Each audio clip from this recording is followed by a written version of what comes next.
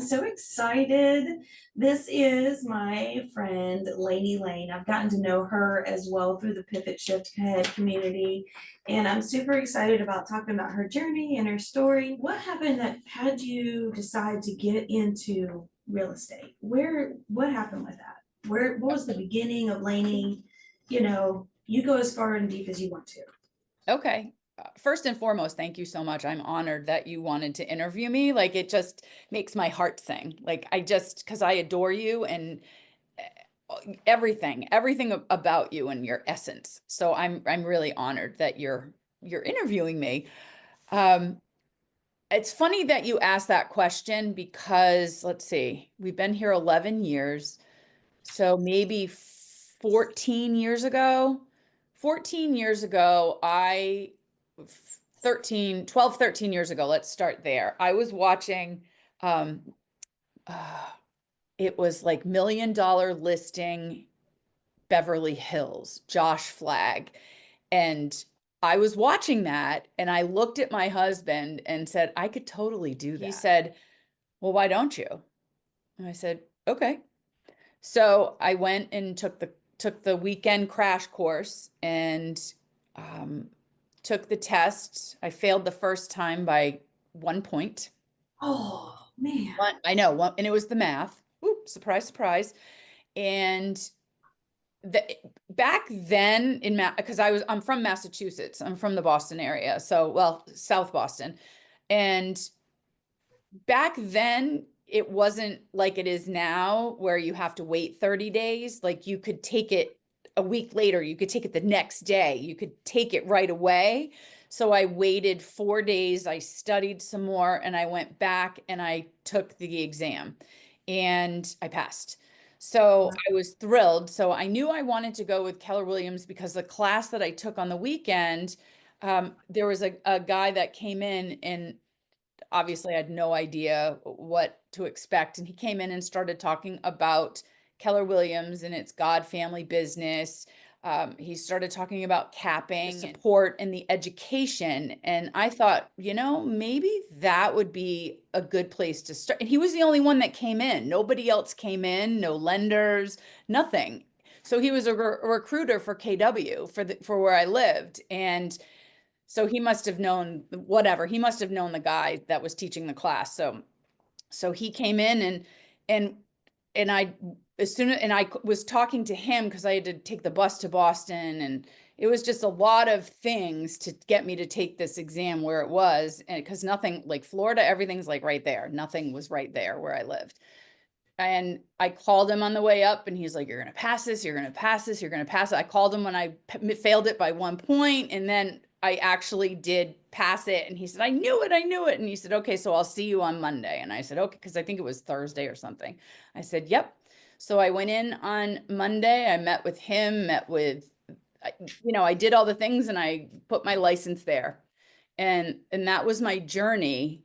And I had two sales in my first 2 years. I had two sales, so I had a sale a year. I had a listing. I didn't know anything. I knew nothing of what I was doing. And but I was learning, kind of like I just was learning the things, but not knowing what I was learning, not knowing, my brain just wasn't there yet. I just wasn't ready. And um we sold our house and then I got a referral and sold that one. And then the listing, she canceled the listing because it was the middle of winter and there was 40 feet of snow and nobody would come down the street. It was just ridiculous. And nobody was coming to the open houses and it was overpriced and all these things. And so she ended up canceling the listing. But in the meantime, I had listed our house because we decided we were going to move to Florida. And I had heard all of these. Because I can't, I mean, you may have told me, but I don't remember what year is this that you.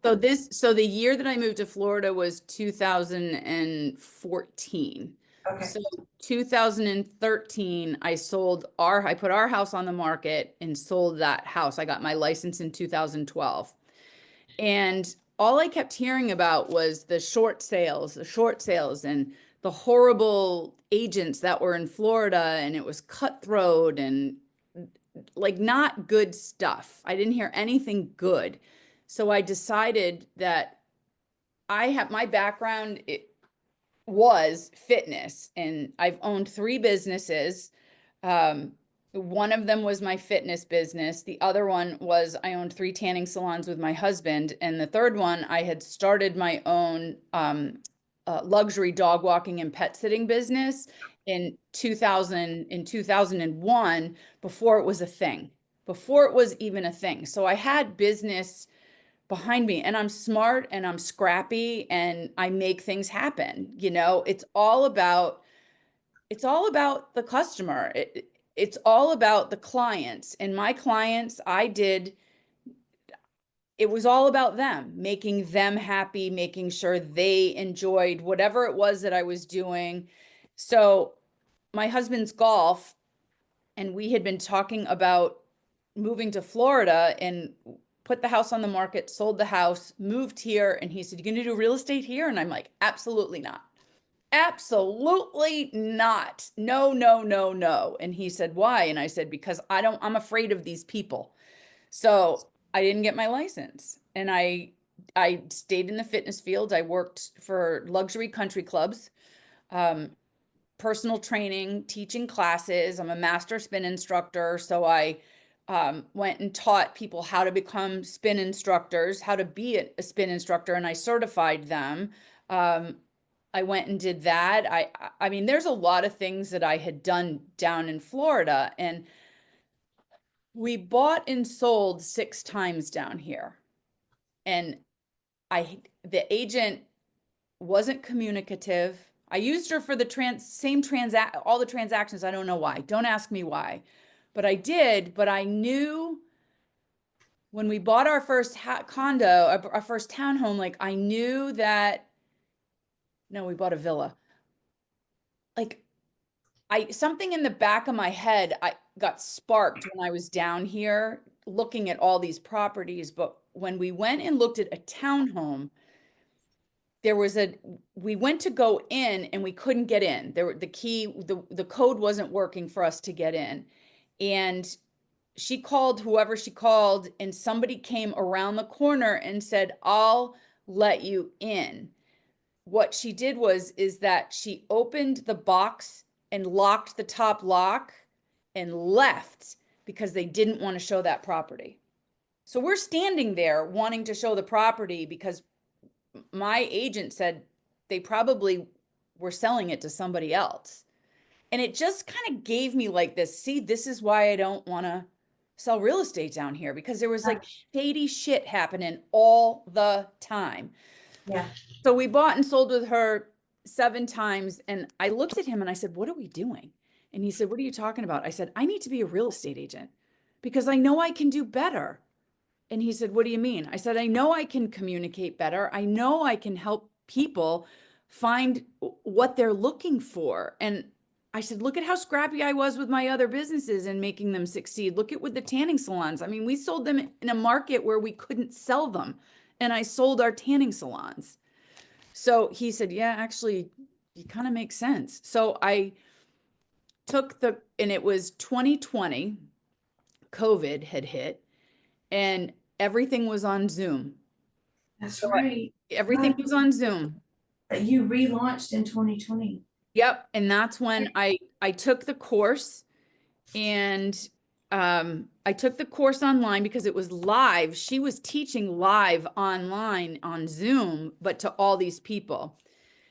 And it was all the same stuff. There was a lot more, there's a lot more statutes down here. There's a lot of, it's a lot more than Massachusetts, that's for sure. It's a little bit more of a wide open net here. It's kind of like the wild, wild west, but there are more statutes, more laws, more complexities than Massachusetts because of the housing market and what there is here. So that was different. I ended up taking a crash course in the math. Did, and also with what we got with down here with Gold Coast is because everything was online and on Zoom, they gave you extras because you weren't in person. So I ended up paying for this. I ended up paying for this Quizlet. It was a Quizlet and an exam. and it was like $100 extra. And I said, I'm just going to do that because maybe it's something that I could utilize. And I had this job that I hated. I can't even begin to tell you how much I hated it. And I was stuck. And when we ended up being able to go back to work, I was stuck at this job.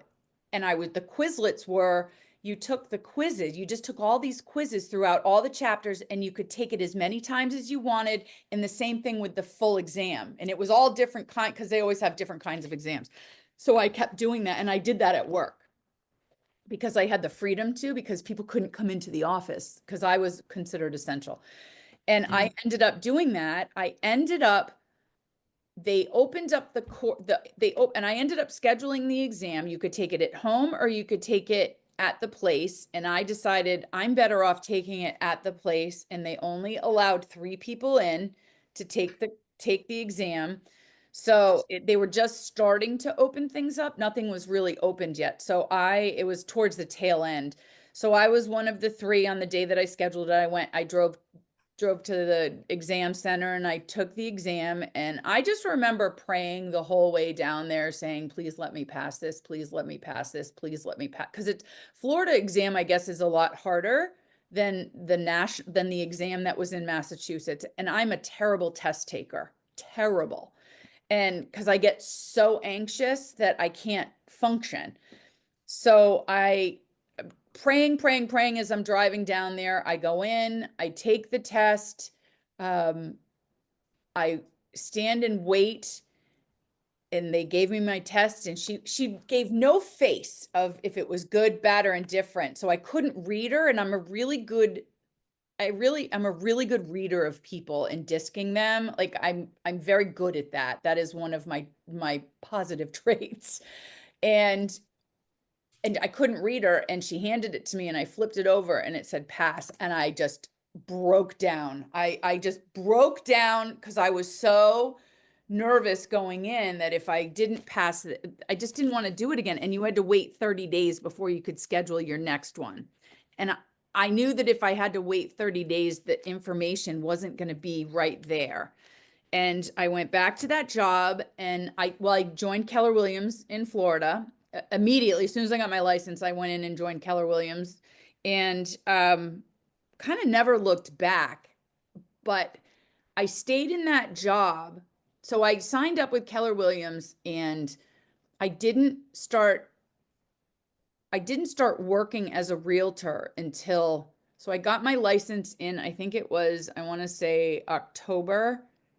And then I continued that job until May, because I didn't want to leave that job until I had more information, because I was smarter than I was when I first got my license, if that makes any sense. And there was Yes. a class from an agent at the market center, and it was called Fast Start or something. And I took this class, and it was like 2 hours once a week. So I got that time off from my job and went to this class. In the meantime, talking to my TL, my team leader at the time, he said, you should get on the James Shaw call. And I said, what's that? And he said, I don't know. He goes, I just think that you should get on the James Shaw call, the pivot call. And I'm like, well, what is it? And he said, just get on it. And he sent me the link.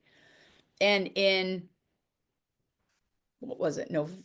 November, I got on the call, and it was the OGers, and I was at work on the call every single day. I did a couple of classes with That was that November of 2020 or November 21? November 2020. I Okay. think it was 2020, whatever the first year was, I was on the call before I was even really, I wasn't doing anything, and it was overwhelming. And then in May, I decided to start working, and I quit my job and launched.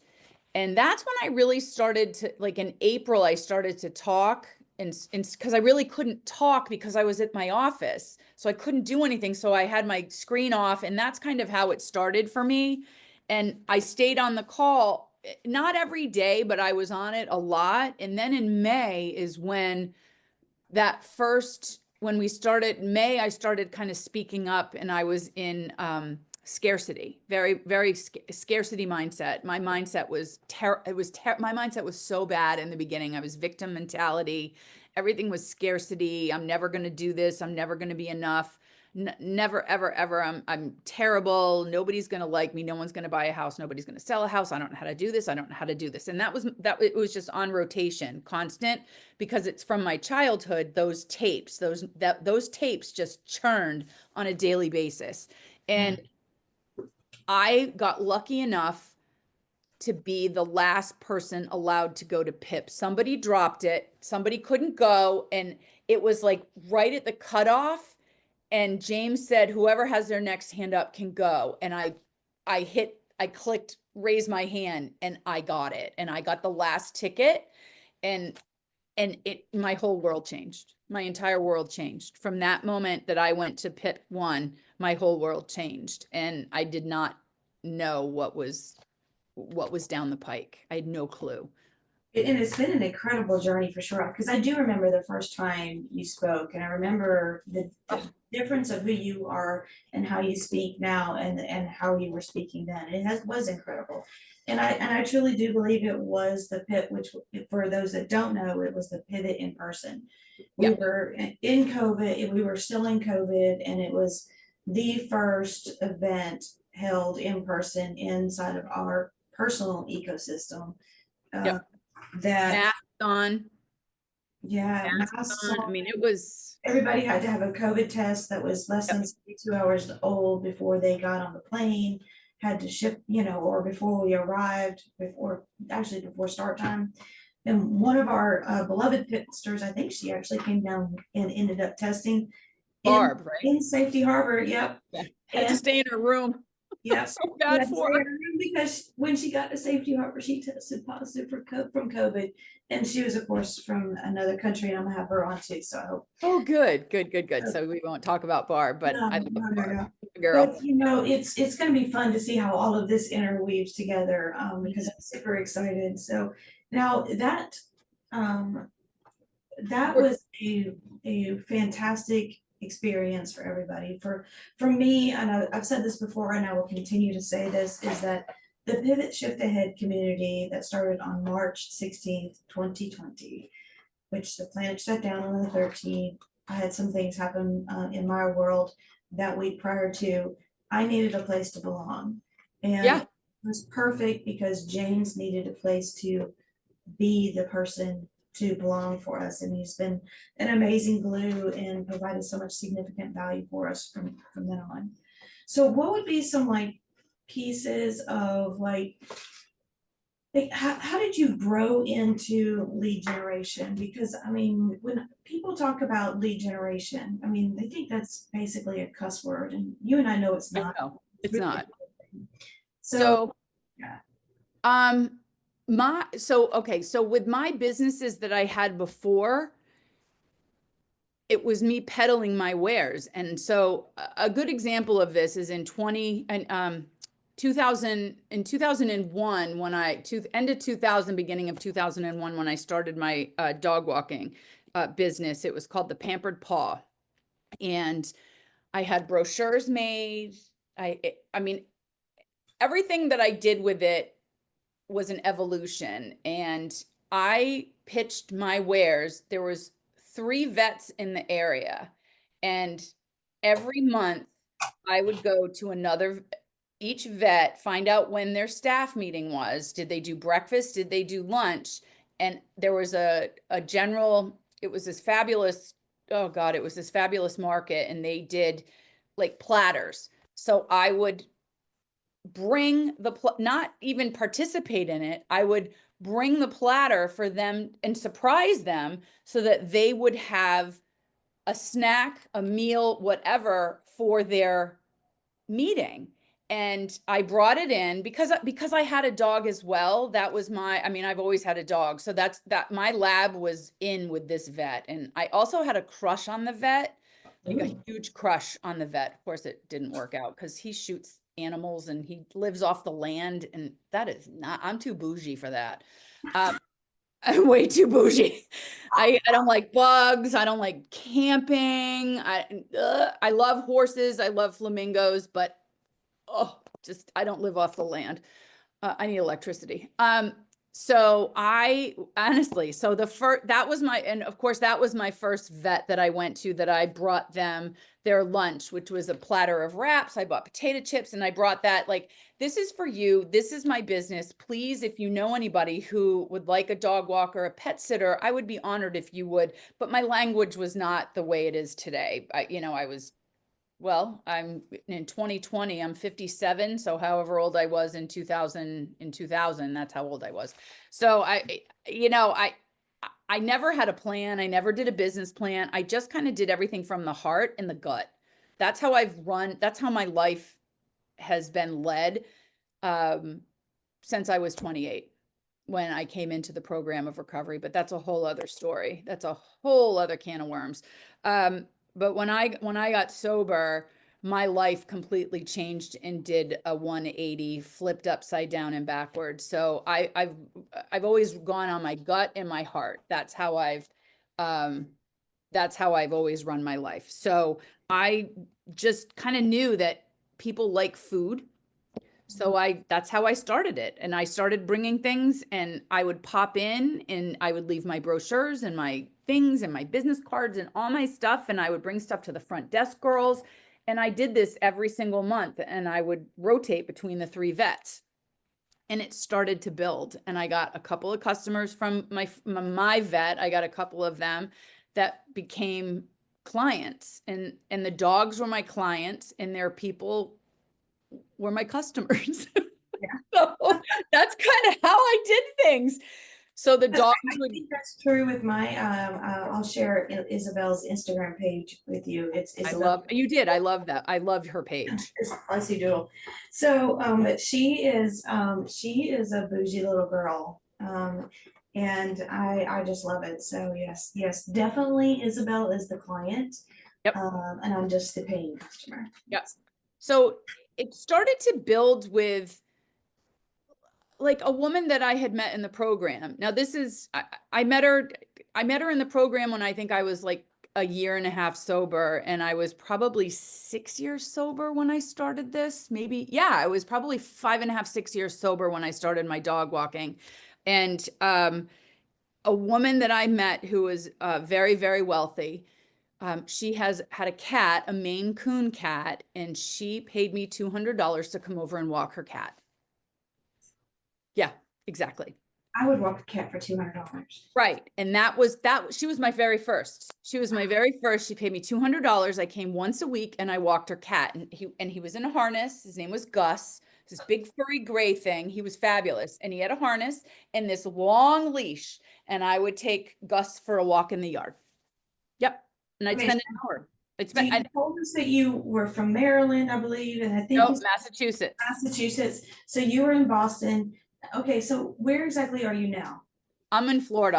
I'm in Palm Beach County, Florida, which is the east side of, we're east, and I'm south. So if you look at Florida, You're in the Gulf Coast, right? no, I'm on the East Coast. Oh, that's Pacific. No, I'm not on the Gulf. That's Jack. I'm on the East Coast. geography is not my thing today. I So know it's not a lot of people either. But so Florida, if you look at it, like I'm literally in the middle of, if I'm in the middle of the state, if you're looking at the state of Florida, I'm in the middle of the state and go east. So okay. you go to the Atlantic Ocean, and that's where I am. So Palm Beach is Mhm. my territory.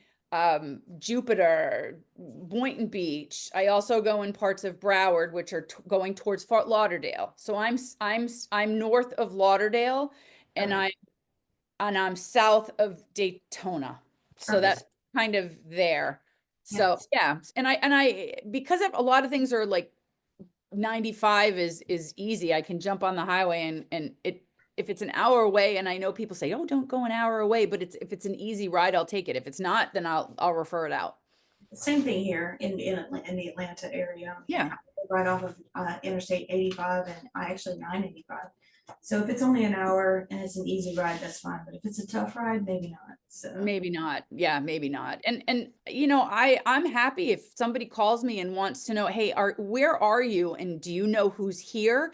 Because I know so many other agents from Pivot and I know exactly where they are. Especially like I don't mind taking those calls. I'm like, nope, you want to call this one, here's their number. Right, I have absolutely no idea. No, that's not in my area, but I will absolutely put you in contact with a great agent. And if I don't know a great agent, I'm going to find one by calling our Pivot community because we're everywhere. yeah, yes, we are. We're very Right. lucky. So tell me like your growth, like what was like a pivotal moment whenever you realized that real estate was gonna work?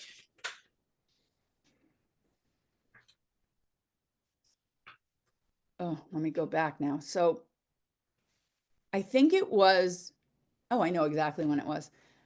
I think it was when I misunderstood my TL when he had me call somebody. He had me call a guy who was looking for a property. And he was referred to somebody else. He called Port St. Lucie, which was too far for him to drive to West Palm Beach. So he called my team leader. My team leader gave it to me and said, "You need to talk to this guy. He's looking for a condo downtown." I said, "Perfect. Never done a condo downtown. Didn't know anything about it. Nothing." So so I picked him up in the car. Outside, he gets in the car. Nicest guy ever. This is 4 years ago. Nicest guy ever, Neil. And he said, "I'm selling mine and it closes, da da da da da." He goes through the whole story with me, and I'm looking for something that's on the water that has a great balcony and blah, blah, blah. And this is my budget. I said, okay.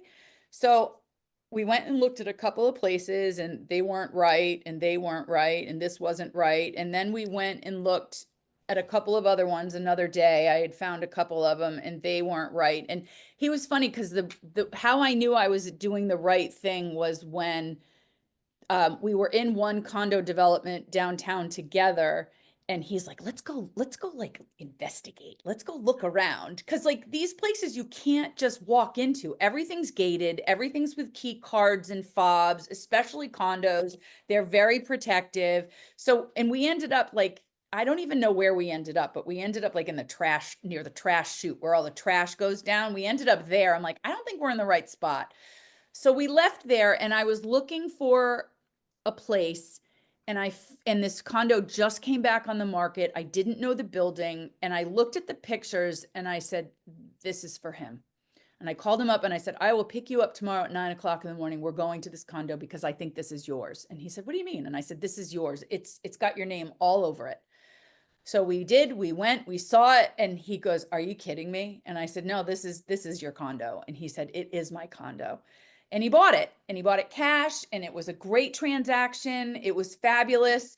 And a year and a half later, I found out that he wasn't the one supposed to buy a condo. Exactly. Exactly. We became friends. So we're still friends to this day.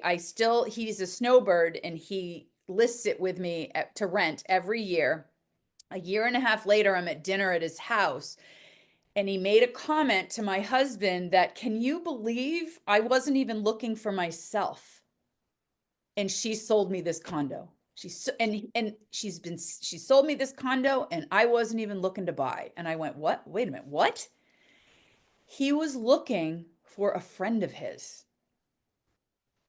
And he never, like, he said that he told me in the beginning when he got in the car, but because he transitioned his conversation right to he's closing on the one that I picked him up at, and he was going back to Pennsylvania to his summer house. I missed that piece of the conversation. I don't know how I missed that piece of the conversation, but in the other condos that I had shown him, he never said, this isn't for me. So I thought that it was for him. I said, even though this doesn't have a water view, the balcony's insane. I seriously think we need to go look at this. And I said, I know this is for you. And we walked in, and he said, you're right. This one's for me. Oh my And gosh. I've done that 3 other times with my buyers. I walk in and I actually feel that this is theirs. And I know it sounds kind of hokey and kind of weird, but I know when it's theirs. It does happen. It doesn't happen. It I doesn't just happen know. every time, but it does. No, no, it doesn't. And it's a really cool vibe whenever it happens. I mean, we Yep, have energy. We all have energy. We can feel it. So, yep, and there's so much studies that are now out about energy and being above the line, below the line. And I personally have done some work on that for the last 5 years. So I mean, I truly, truly believe that you either have a vibe with something yep, or you possibly don't, or maybe just the vibe's not quite there yet. So they yep, need exactly. find the work. And that has like I said, it has happened more times than not, but I truly love looking at homes. I truly love going in and seeing like, oh my God, this place is so gross. Like this, ew, ugh. You know, because the pictures look unbelievable. Mm. And then going in and knowing immediately, like I truly love going into homes. I love new construction. Oh my God, I love new construction. And I love the models. And it gets me, I mean, I get so excited. Like I'm getting goosebumps now because I was just at new construction. I was just there this morning. Here's the thing is that we're on Zoom and I can feel your Yeah, energy. So like it's pretty I mean, cool. I literally have goosebumps. Like I have clients that were referred to me from St. Pete's and and they're very particular. They have 5 dogs. They're in like the referral came from such a high level realtor that my job, like that is very humbling to me that he trusts me with his people. And he called me the other day and said, I don't know what you're doing and what Kool-Aid you're giving them, but keep giving them the Kool-Aid. And they've decided and I actually like we learned in Pivot by somebody, I don't know who said it, but my friend, our friend, I should say, who referred me these people, um, you know, he says, do you want me to tell you the truth or do you want me to tell you what you want to hear? And Right. I'm a truth teller. That's who I am. I am a truth teller. Whether you like it or not, I am a truth teller. So they I said to them, I said, look I said, you're rushing to try to buy something when you live in St. Pete's and you're trying to get over here. I'm not comfortable selling you something that isn't what you want, but it kind of could be. And if your resale, like your resale, if this isn't the one, the resale's not going to get what you're paying for it. I think you should rent for the next 7 months. And they said, but you're going to lose commission. I said, I don't care. I'd rather have you rent something than buy something that you're going to be mad at me for because in a month you're like, oh, this neighborhood's not the best and you're not going to get your money back. That doesn't, I can't sleep at night. So tell me about your like consultations because how are you knowing what it is that the people are looking for? I can only imagine you're actually doing consultations. Oh yeah, absolutely. My, but I'm not, I It's don't, your path, it's your model. It doesn't have to yeah, be and I don't go by lists. I'm not good with lists. But I do know that it takes me some like, you know, talking to them and, you know, I do lots of different talking to them and texting and to whomever it is. I talk and I text to them and I send videos and they send videos back. But you know, the basics. What are you looking for? You know, how many beds? Where do you want to be?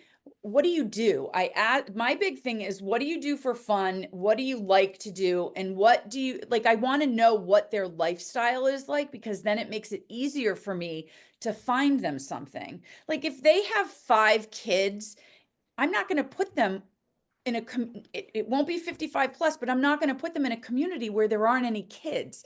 And it's not, it just wouldn't make sense. Like there are older neighborhoods. It wouldn't make sense for me to put them there. Not that I would put them anywhere or steer them I know you're anywhere. not steering anybody, so No, it's no, no, no, no, not steering them, but it just doesn't make sense. Like if I drive through the neighborhood and there's like no, like I look at the neighborhood, like if there aren't any like big wheels out or toys or something like that's not, they're not going to be happy there. And I would never steer anybody to and from. But if they say to me, What's this school like? Like, I get to what they like. Like, if they like going to the beach, I'm not gonna show, like, I'll show them properties at the beach, but I'll also like, okay, this fits your criteria, but it's in the middle of Loxahatchee, which it takes 40 minutes to get to the beach. Like, if you can handle that, then that's fine. But I'm going to show them the properties that they want. And then if they send me something, I'll be like, that's in the middle of nowhere. Do you want to be 40 minutes from here? If they have horses, me finding them a house on the water it's not going to happen. So I really try to get to know my people, and I become friends with them. Every person I have helped find a home or help sell their home, I'm still friends with today. I still talk to them, and not just every quarter. Like, I talk to them monthly, text them, checking in on you. It's just how it is. They do the same thing with me. Well, I mean, I'm big with relationships. I'm huge with relationships. I'd rather have you as a friend than lose you as a friend because of a deal. That it doesn't work for me that way. yeah, well, it's definitely better for the, for your own personal vibe too, so. Yeah. So what was like the best piece of advice you've ever received that really helps guide your compass today?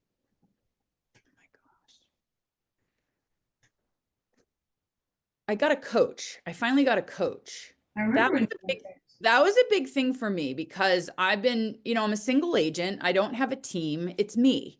I use a transaction coordinator.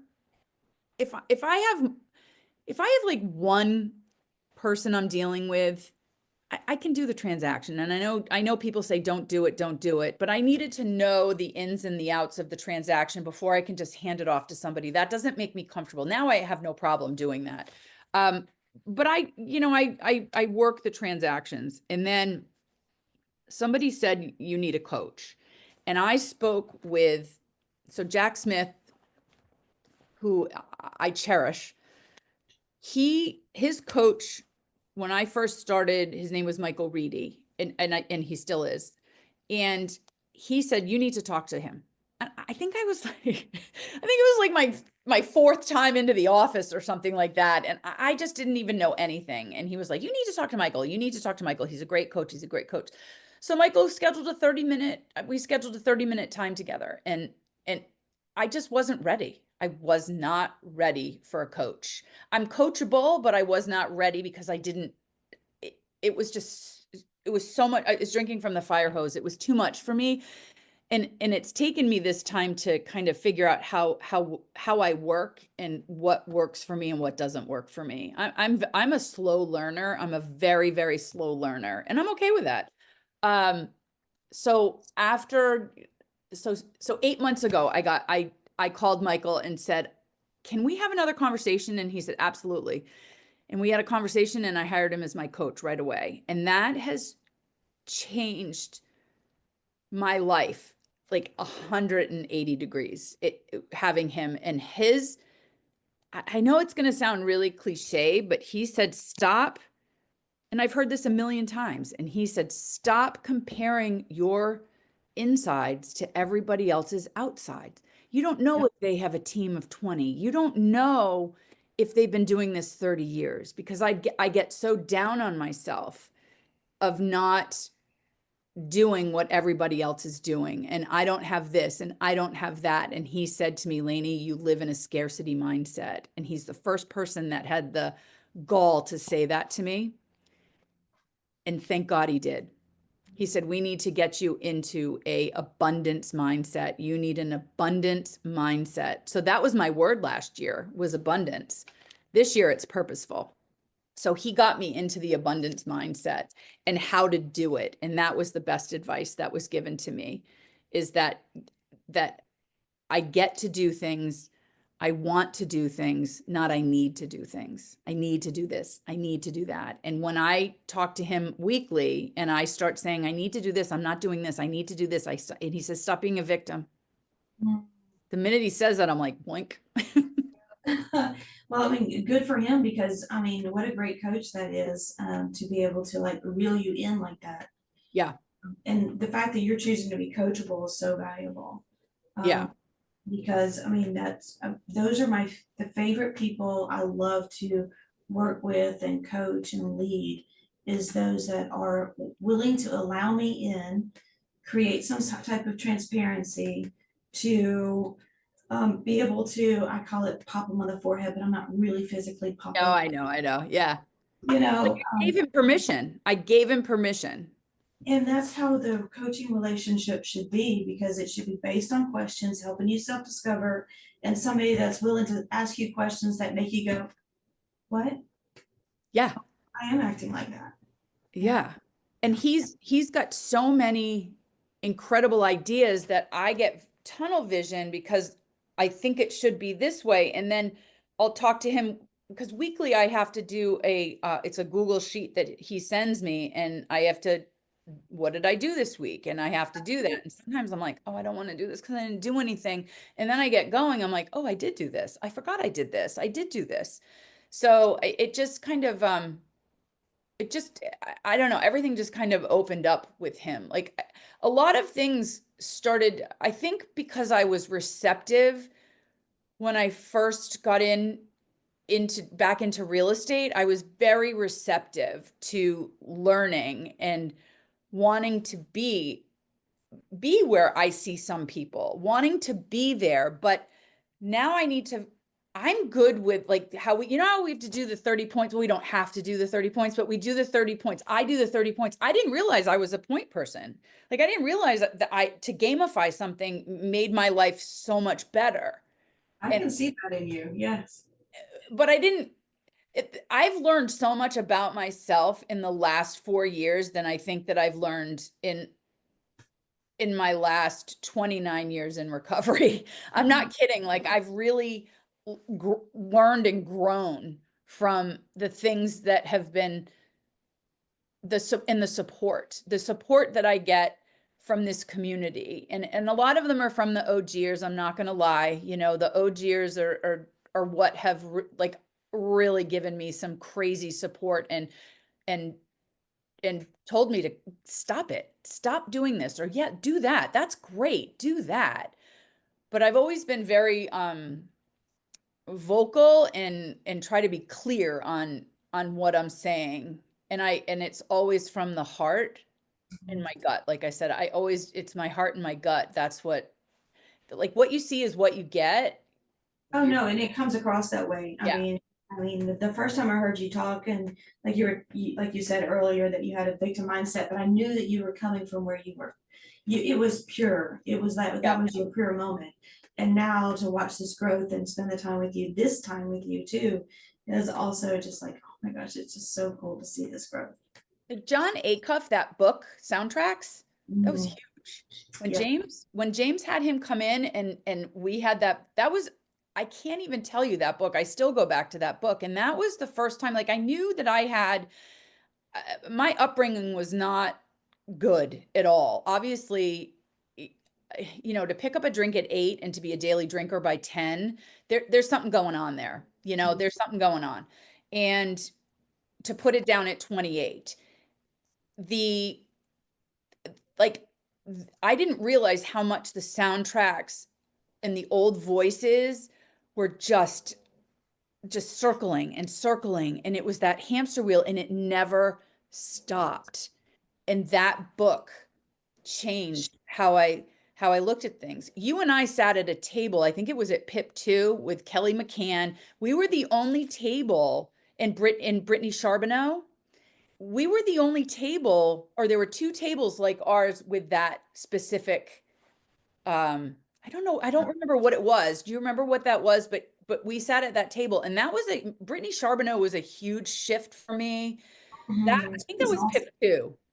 Yeah, I believe it was It was, Clip. I think it was PIP 2 because We Kelly did McCann it was on last the time. table. And yeah, that was a big shift for me with Brittany and John Acuff. And like there's all these different things that have happened, but his book really, and to see Brittany Charbonneau and how a comedian and then the runner in the Disney run and just to see all of those things and how she did like it, and it was all about mindset and your inner chatter.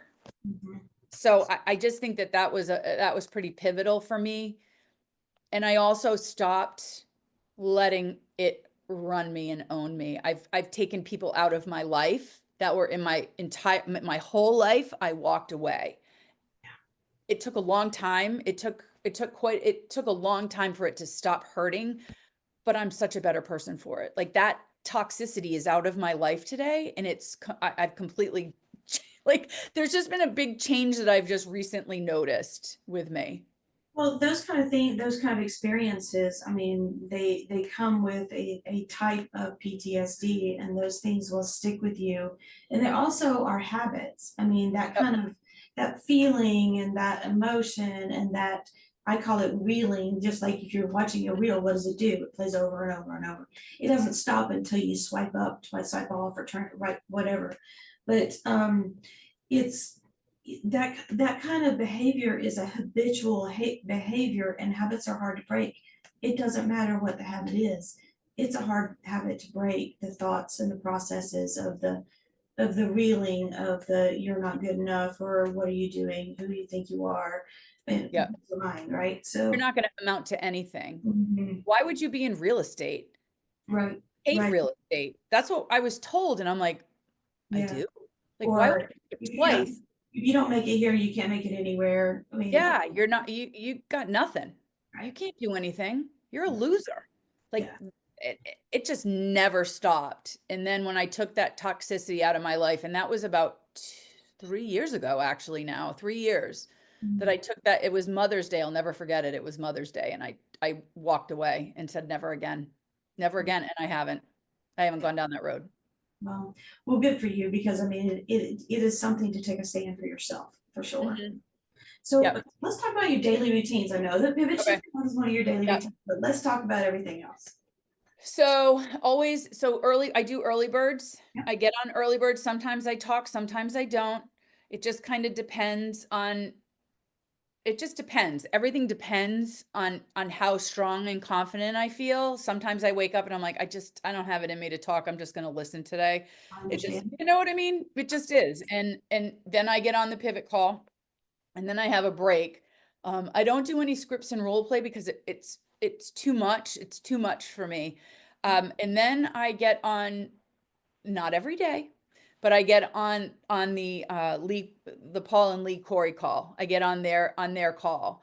And that's the smile and dial, but I don't necessarily smile and dial all the time, because dialing doesn't really get me anywhere because people don't answer their phone. So I'm doing a lot of videos, I'm doing a lot of text messages, I'm doing a lot of that. Um, But it's still a lead gen source for you. So it I is mean, it is a lead gen source. yeah, Absolutely, it's a lead gen source. I have um I always do the DTD2. That's part of it. That's like always part of my lead gen. And if I don't get to it, I'll get to it the next day. I stopped beating myself up if I don't do it. good That was job. that was a big thing. Like I didn't do it. Like some days it's very rare that I don't do anything, that I do nothing. And the days that I say I'm taking a day off, my phone never stops, which makes me crazy. I understand. Crazy. Shift of real estate, yes. I know, and that's the life of a realtor, but to take a day off and I'm like, "Oh, it'll just take a second," and then I'm like kind of into the weeds, so it happens. I do lots of coffee dates. I go for coffee with people. I find that that's more effective, the one-on-one, because I can listen. I like to listen, believe it or not. I know I'm talking a lot now, but I like to listen to find out about them because I just do. I'm inquisitive that way. I'm send out note cards all the time. I constantly am sending note cards. I'm like old school. My Nana taught me that. Thank you notes. That was a Nana thing.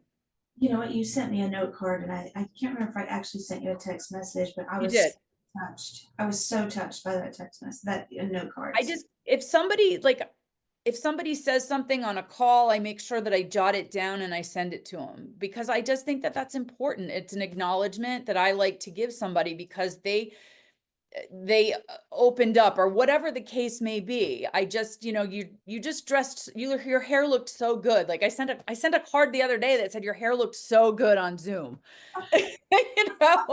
So it's just, that's a big thing for me. Well, it's important for Yeah, people to know that they're being noticed and they yep, matter. You don't know what that person is going through the moment that they open that envelope. 100%, So, 100%. And I sent a card to somebody just thanking them for what they had said. I don't know what it was. And she was going through so much that she picked up the phone and called me and said, "You have no idea." And I didn't know. And I said, "I just need to let you know that I just think you're fabulous." And she was like, "Oh my," and she was going through so much that week. So I'm a people pleaser. That's my thing. I'm a people pleaser. Like I do pop buys all the time and I always have a gift. Always at dollar stores, great. But if I see something, like I have a colleague who works in my office with me, she's Keller Jupiter as well, and she just got these silver cowboy boots because she thinks she's a cowgirl and she's not.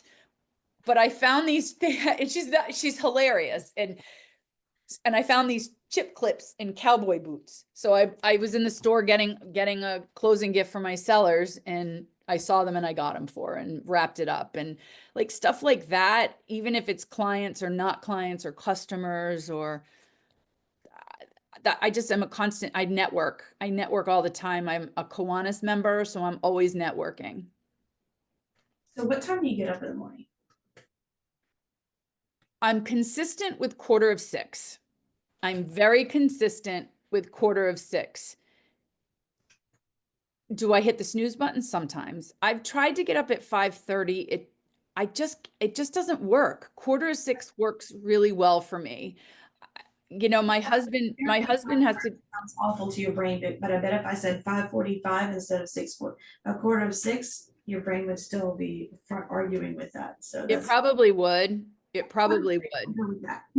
I just, the 5:30, I've tried and I get in a good routine, like with getting up at 5:30 and doing it, and then something will derail me and I'll sleep in and then I'm off. I can't get back on. It takes forever to get back on. So that, you know, maybe when we're redoing sorry, my dog's barking. We're redoing our house now because my goal is to have a home with a pool and a patio with sunset. That's my thing. That's where I want to be. So we're fixing up our house now so that we'll rent it and then we'll sell it eventually. But I have a lot of equity in it. We bought it as an investment property.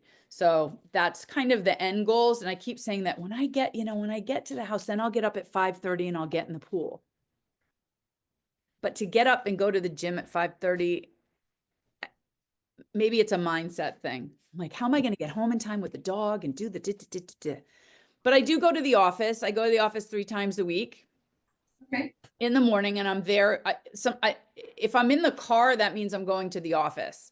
So I try to get to the office either before 8 o'clock, or I'm there just as pivot's ending. Yeah. And then I start and I hit the ground running. Awesome. So, changing it up well, now you've done all of that. Let's say, what's the first question you ask when you go on a listing or a buyer presentation? Slight adjustment here. Oh, yep. So a buyer appointment is, what's the most important thing to you? That's usually my question, is what is the most important thing that we can talk about today to help you? Where can I help you? And what is it that you need the most? And then they're like, I don't know. And I'm like, so is it selling, buying, the location, what I want to know, what is the most important thing to them? Right. So that's usually my question, which sometimes kind of puts them off a little bit, but then I'll open it up, kind of give them little like help. Yeah.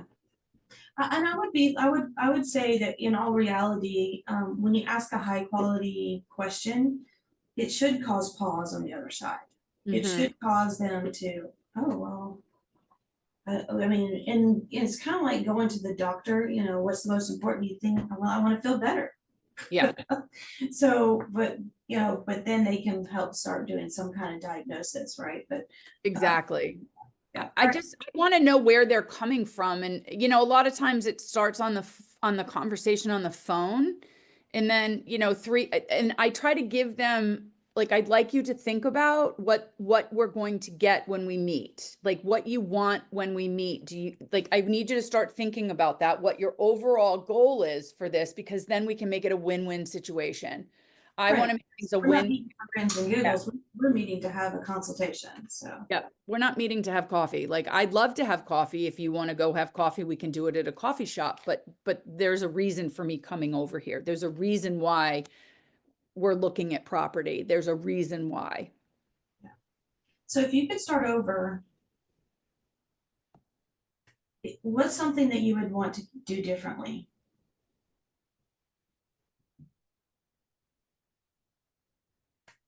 Start over when? I You need pick. a You I pick. pick. Hmm?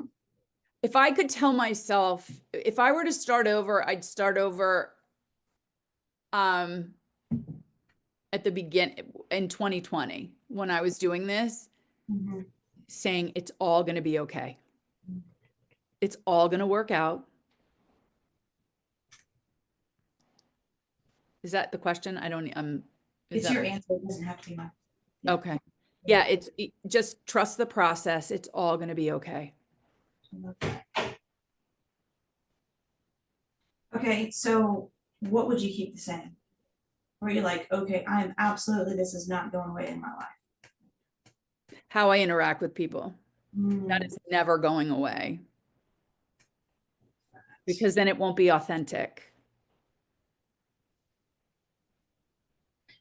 well, we are on Authentically Mega. Yeah. Let's see here. I don't feel like I'm not a mega agent by any stretch of the means. Uh, I well, some of us beg to differ. So, wish. and I mean, maybe you are, maybe you're not asked a lot of questions by people, or maybe people text you and call you. So what's a question that you wish more people would ask you of you? How are you doing? Mm. I think because I invest so much time in other people that I get lost in the shuffle. And it's not about me. But once in a while, it might be nice to say, you know what? How are you? We've been running you ragged. How are you? Like, that would be nice. Yeah. Not all the time. So my We question, were, how are you? I'm good. I'm good. Yeah. Like, I'm really good. And that's the same way we started the call. We Yeah. got on this meeting this morning or this afternoon. It was like, how are you? And he's like, I'm good. Like, Yeah. so it's so pure. Yeah. I am. I'm good. I love it. So what's one piece of advice you'd like to leave our audience with? Don't be afraid to try something. Don't be afraid to fail because it's the only way you're going to get better. Failure is a good thing. I have failed so many times at so many things. And I just think that if you I run towards stuff like that. I run towards challenges. That's who I am. I'm fearless when it comes to that. Like, I'm not afraid of things. Snakes, yeah, I'm petrified of snakes. I hate them. Um, but but if it's a challenge, I look at, okay, how do I overcome this challenge? I'm definitely a solution-based person. I am all solution. Like, that's what I like to look at and be positive. My cup is always overflowing. Sometimes I may not feel like it, but you know what? Every day my cup is pretty full. My cup definitely is full. Like, I have a nice bed to sleep in. I have a roof over my head. My bills are paid. My dog is happy. My belly's full. Like, I really have nothing to complain about. I have, 29 years of recovery, and I'm willing to learn, and I'm willing to fall on my face and pick myself up, brush my knees off, and go. Mm, I That's love it. it. I love that. And you're definitely a beautiful soul. So thank you so much. No, you are. Thank you so much. I'm like so honored that you asked me. Like I can't even like it's crazy. And I'm so glad you did, Me because too. it makes us closer. I agree. Even though I felt close when we sat at at that table with Brittany.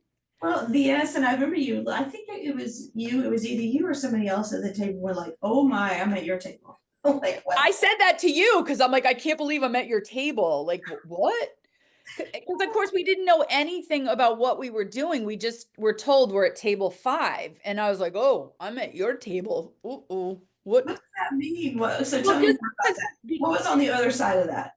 it was absolutely nothing negative, zero negative connotation. Just you are just so much higher in status for me. That's how I saw it when, because I was so new to everything, and everything that you say on the calls, I just felt so inadequate and not like, I can't believe I'm at this table with you. That's where I was.